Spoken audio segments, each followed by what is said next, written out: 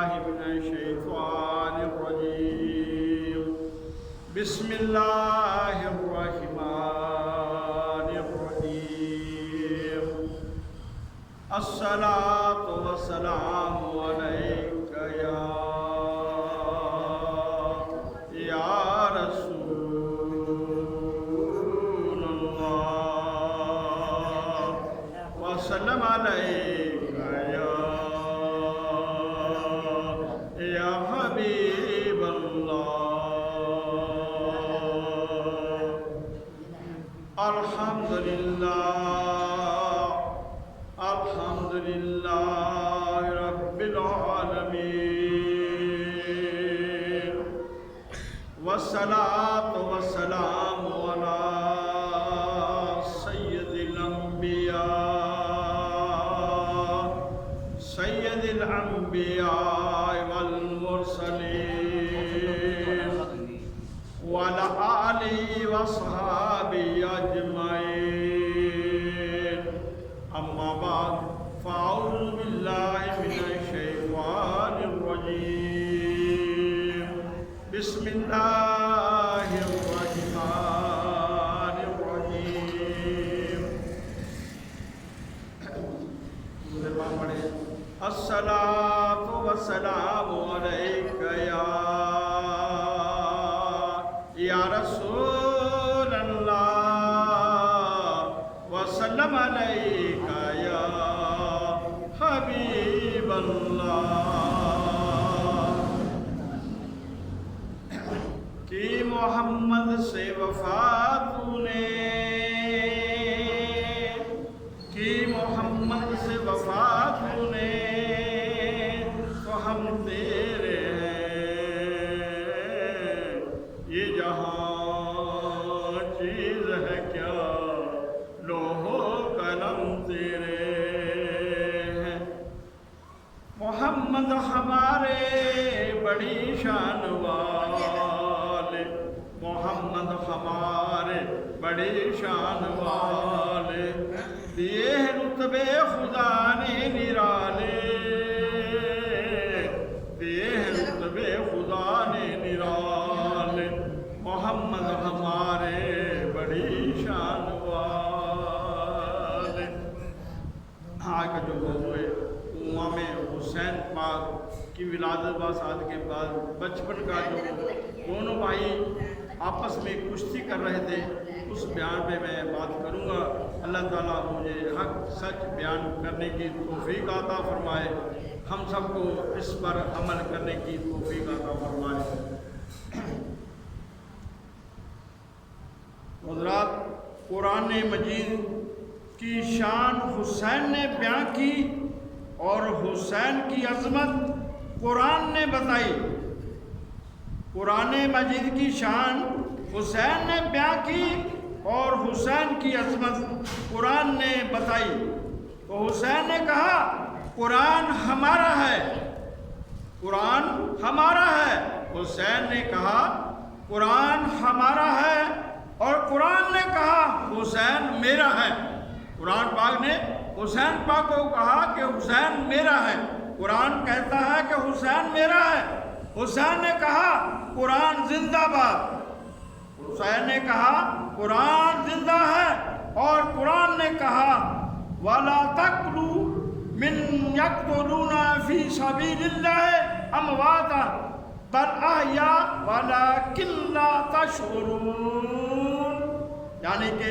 حسین کا بیان قرآن پاک نے فرمایا اور حسن و حسین کی کشتی لڑنا یہ ایک دن سیدنا امام حسن اور سیدنا امام حسین رضی اللہ تعالیٰ عنہما کشتی لڑ رہے تھے یعنی کہ کشتی لڑنے لگے تو اسی دیر تک حضور دو عالم صلی اللہ علیہ وآلہ وسلم بھی تشریف لے آئے آپ نے حسن کو فرمایا بیٹا حسین اور حسن کو بازو سے پکڑ لو جب حسین کو اور ٹانگ سے پکڑ لو اور ذرا زور سے پکڑو یعنی آپ امام حسن رضی اللہ تعالی عنہ کو کشتی کا طریقہ بتا رہے تھے یہ منظر سیدۃ فاطمہ تو زہرا رضی اللہ تعالیٰ عنہما بھی دیکھ رہی تھی، تو سیدہ نے عرض کی ابا جان آپ حسن کو بتا رہے ہیں طریقہ کار اور حسین کو کیوں نہیں بتا رہے؟ تو امام الانبیاء صلی اللہ علیہ وآلہ وسلم نے فرمایا بیٹی تجھے پتہ نہیں، حسن کو میں بتا رہا ہوں اور حسین کو جبرائیل علیہ السلام بتا رہے ہیں۔ تو یہ شہادت النبوت صفحہ نمبر 304 مقام حسین، اے مقام یعنی کہ اے مقام حسین رضی اللہ تعالیٰ عنہ پر تو توجہ فرمائیں۔ ایک روز سرکار دو عالم صلی اللہ علیہ وآلہ وسلم اس حال میں تھے کہ دائیں بازو پر حضرت امام حسین اور دائیں بازو پر حضرت امام حسین اور بائیں بازو پر حضرت ابراہیم رضی اللہ تعالیٰ عنہ کو بٹھایا ہوا تھا کہ حضرت جبرائیل علیہ السلام حاضر ہوئے۔ عرض کیا یا رسول اللہ صلی اللہ علیہ وآلہ وسلم آپ کو سلام قبول ہو۔ تو اللہ تعالیٰ دونوں کو آپ کے پاس نہ رہنے دے گا۔ نبی کریم صلی اللہ علیہ وسلم کو بتا رہے ہیں کہ یا رسول اللہ صلی اللہ علیہ وآلہ وسلم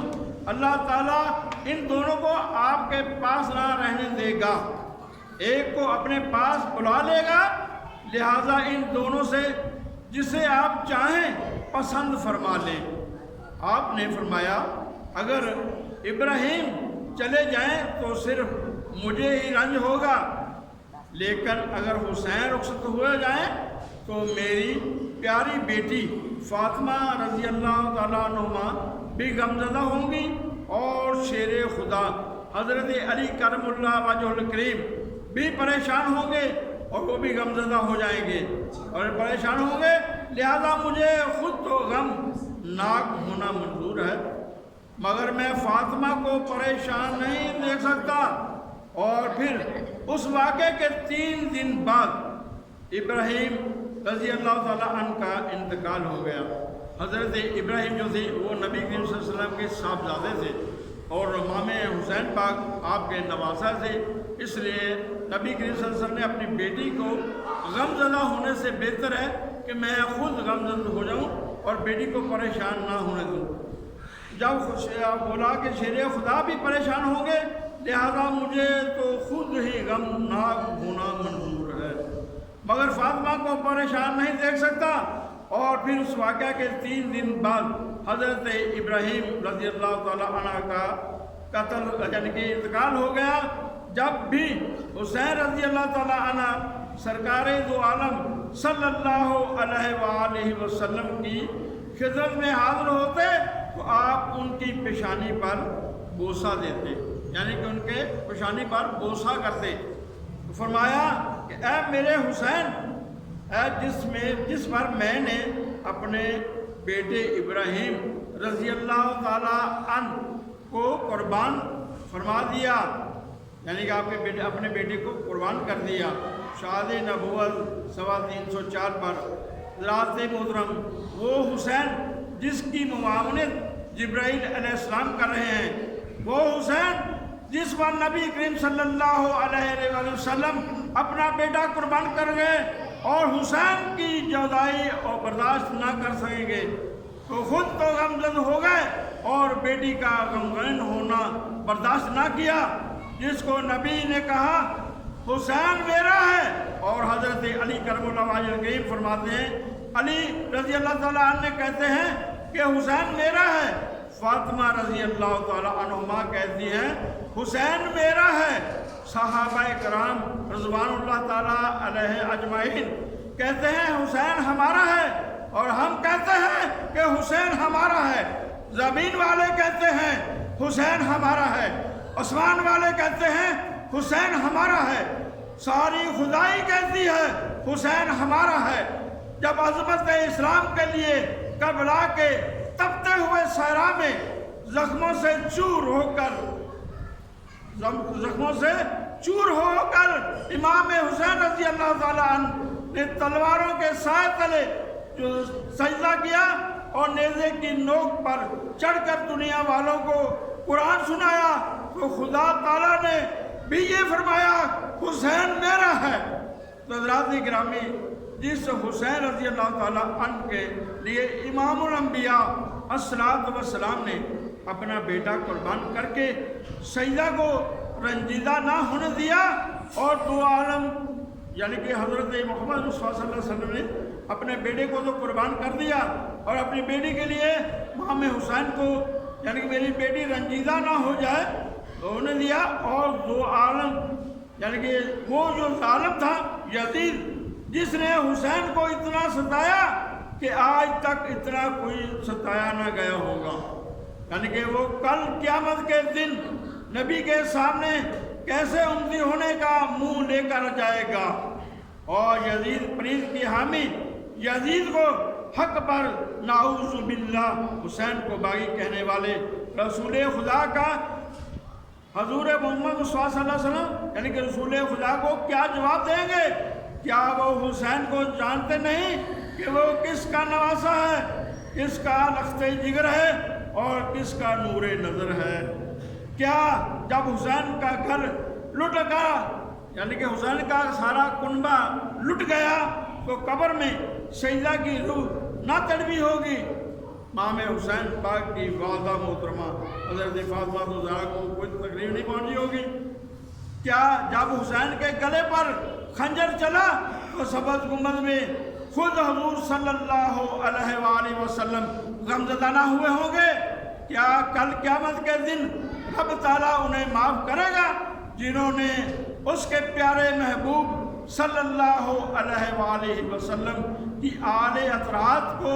دھوکے سے بلا کر ظلم کیا؟ لوگ کہتے ہیں کہ حسین رضی اللہ تعالیٰ عنہ کربلا میں کیوں گئے؟ مسلمانوں،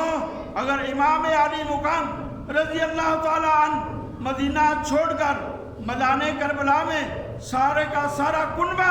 قربان کر کے خود بھی نیزے کی کون پر نہ چڑھ جاتے، عین ممکن نہ تھا کہ یزید کی فاسق اور فاجور، بے حرمتی، بے غیرتی اور بدحدی اور اس کے سام بے راضی کے لیے ثابت ہے۔ آج نہ ایمان ہوگا، نہ قرآن ہوگا، نہ یہ دین اسلام ہوگا، سلامتی شان ہوگی، نہ طریقے شریعت نماز روزہ، نہ اج مسجداں دے وچ اذان ہوگی، ہے یہ وسطہ امنا دا سایہ، تو دو کائنات ملت بیان نہ ہوگی، نہ کوئی دل دا وچ جذبہ جہاد ہوگا، نہ مجاہداں دی عزت آن ہوگی۔ اے سب صدقہ حسین دا، صدقہ حسین دا ہے تے بستی ہی دی بستی ویران ہوگی۔ امام حسین پاک اسلام دی خاطر اپنا کنبہ سارا قربان نہ کرتا تے اج اس جگہ تے ساڈے واسطے نہ کوئی مسجد دے وچ جگہ ہوندی، نہ سانو مسجداں وچ اذان دا موقع ملدا، نہ سانو نماز دا موقع ملدا۔ امام حسین دی شہادت جہی ساڈے واسطے مسلمانوں واسطے دین اسلام کو کامیاب کر کے تے رخصت ہوئے۔ اسی طرح آیا ہے کہ یہ نہ مشکل کشا والا ہوندا کوئی مشکل دیم نہ آسان ہوندی۔ اگر حضرت امام حضرت کرم اللہ وجہ کریم نہ ہوندے مشکل کشا تو ساری کوئی مشکل جہی سی وہ آسان ہو سکتی نہیں تھی۔ معزز سامعین کرام، امام علی مقام رضی اللہ تعالیٰ عنہ کربلا میں مرغویت کو ختم کرنے اور عملیت کو مٹانے کے لیے گئے اور دین کی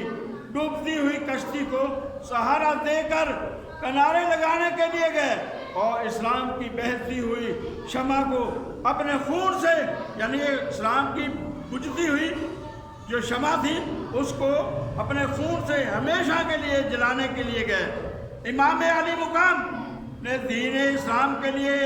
علامہ کلمات حق اور رضا الہی کے لیے اسلام کا بول بالا کرنے کے لیے قاسم و عباس کا خون دیا، علی اکبر و علی اصغر کا خون دیا، عزیز و قارب اور اپنے رفاقہ کا خون دیا، پھر اپنا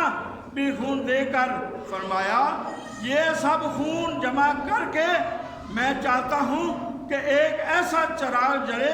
دنیا کے چراغ بجھ جائیں، مگر یا اللہ تیرے دین کا چراغ نہ بجھے، انشاءاللہ دین کا چراغ نہیں بجھے گا۔ بولو اسلام کا چراغ نہیں بجھے گا، اور شریعت مصطفیٰ صلی اللہ علیہ وآلہ وسلم کا چراغ نہیں بجھنے دیں گے، اور کیونکہ حسین کا چراغ نہیں بجھے گا۔ خون سے جس نے چراغ حق جلایا وہ حسین ہے، خون سے جس نے چراغ حق جلایا وہ حسین ہے، وہ خنجر قاتل کے نیچے مسکرایا وہ بھی حسین ہے۔ یعنی کہ جدو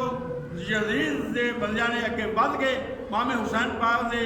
اسے تلوار چلائی، اس ویلے نبی کریم صلی اللہ علیہ وسلم پیارے نواسے امام حسین پاک مسکرا رہے سن۔ حضرات صادفین،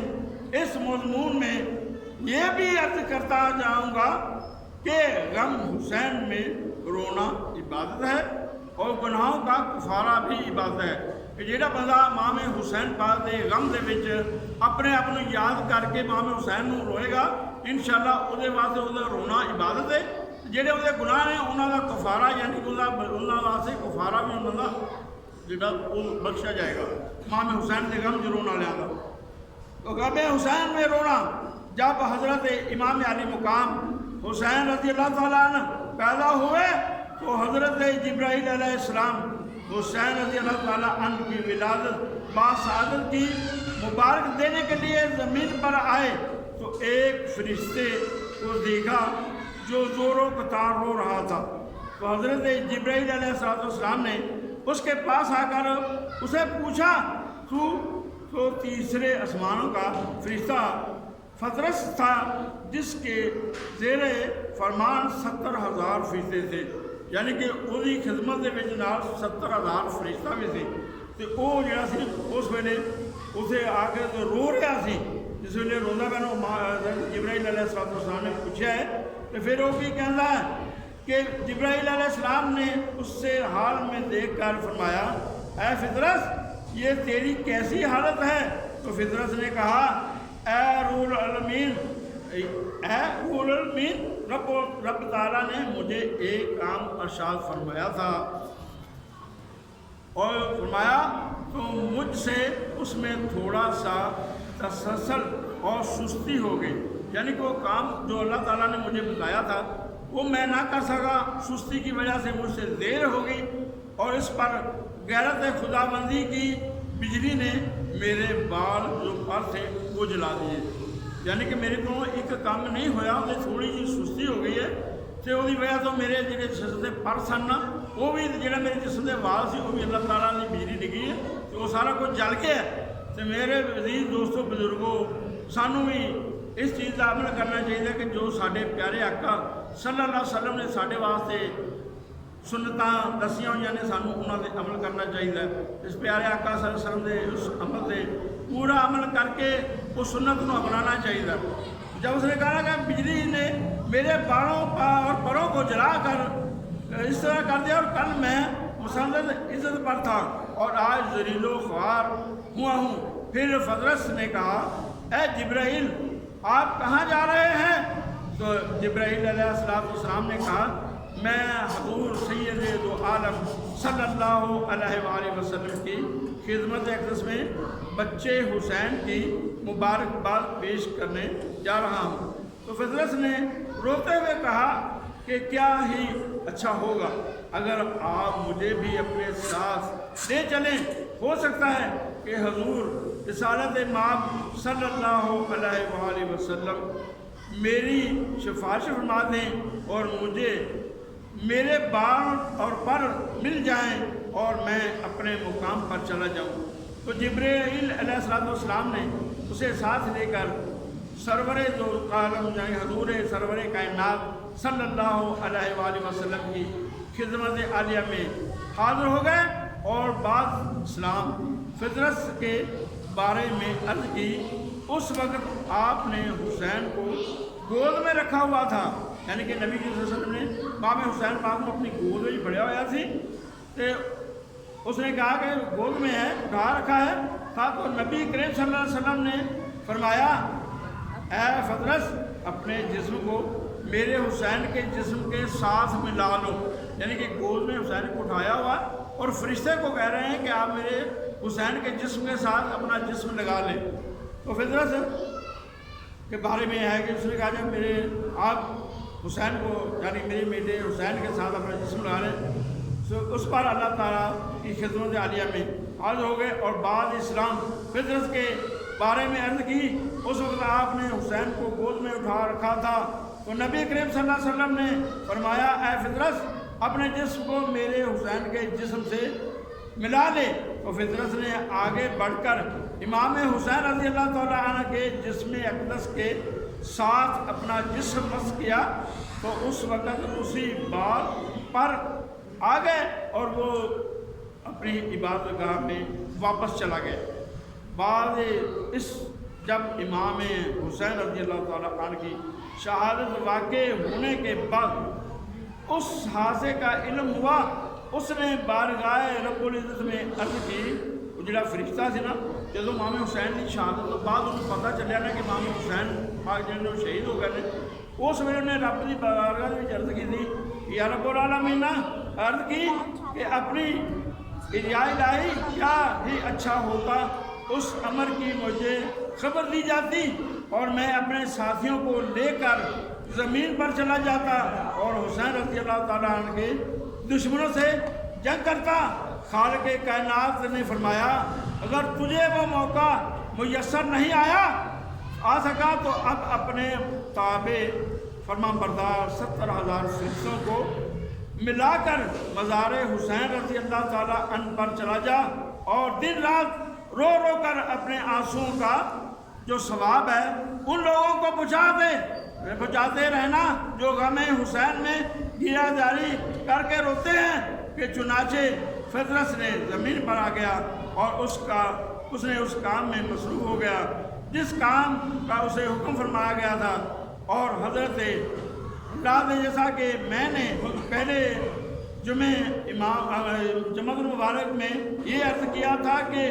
حضرت امام مسلم رضی اللہ تعالیٰ عنہ نے حضرت امام حسین رضی اللہ تعالیٰ عنہ کی طرف کوفہ کی طرف آنے کا خط لکھا تھا، جس میں کوفہ والوں کو والہانہ استقبال، ان کی عقیدت و محبت